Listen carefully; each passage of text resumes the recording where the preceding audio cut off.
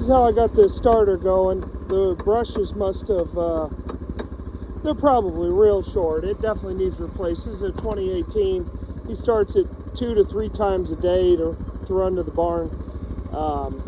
So it wasn't the battery, but I was able to get her going, just keeping on the starter and tapping it with the crowbar just like that through here. Didn't even need to take the cowl off. So try that first. I did have the side-by-side hooked up, make sure it had good voltage as I was trying to get the starter to rotate. That helps a lot. Make sure the machine's running to keep that, 14.5 voltage on, and it'll get going.